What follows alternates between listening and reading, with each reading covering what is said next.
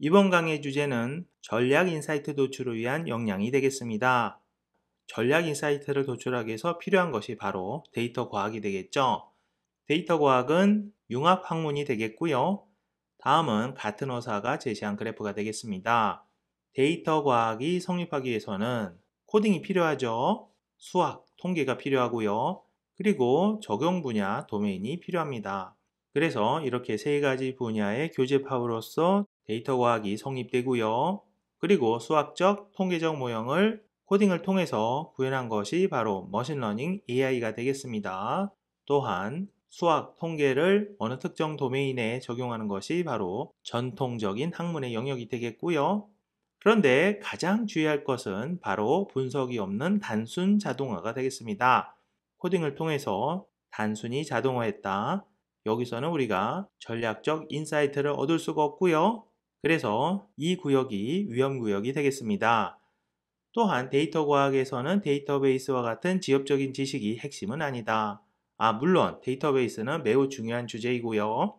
그리고 여러분들 꼭 깊이 배워보시기 바랍니다. 하지만 데이터베이스가 데이터 과학의 핵심은 아니다. 한 가지 필요한 지식은 되겠지만은 핵심은 아니다. 이 점 주의해 주시기 바라고요. 그래서 통계 분석, 코딩, 그리고 도메인이 결합되어서 데이터 과학이 성립되고 데이터 과학을 통해서 우리가 전략적 인사이트를 얻을 수가 있다.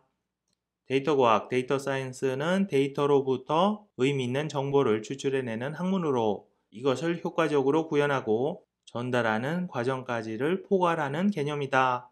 데이터 과학은 융합 학문이다. 공학, 수학, 통계학, 컴퓨터공학, 도메인 등을 융합하는 학문이 되겠습니다. 인터넷, 센서, 모바일 디바이스 등에서 생성된 다양한 유형의 정형 또는 비정형 데이터를 대상으로 데이터 과학을 적용할 수가 있고요.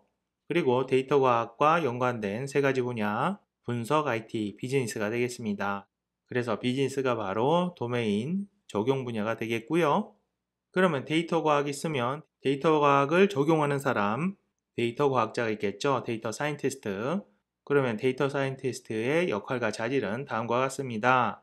첫 번째로 대용량 데이터를 검색하고 발굴하여 구조화하고 불완전한 데이터를 연결할 수 있어야 한다. 그러니까 빅데이터를 가져다가 처리하고 분석할 수 있도록 준비를 할 수 있는 스킬이 필요하다가 되겠고요. 두 번째로 호기심에 기초하여 문제의 이면을 파고들고 이슈를 찾아내고 검증 가능한 가설을 세울 수 있어야 한다. 그래서 데이터 과학자는 절대로 기계적으로 분석하면 안 돼요. 호기심을 가지고 문제에 깊이 파고들어서 분석을 해야만 한다.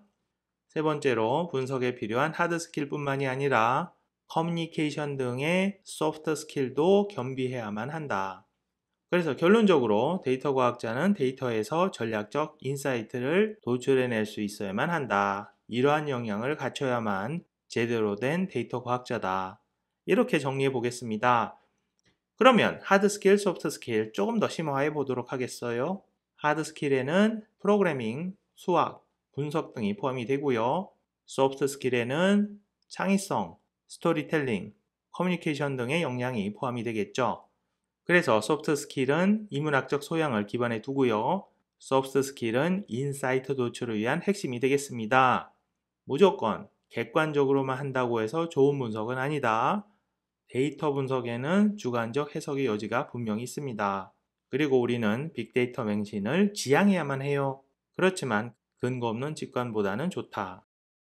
그러면 마지막으로 퀴즈 문제 하나 풀어보겠습니다. 퀴즈.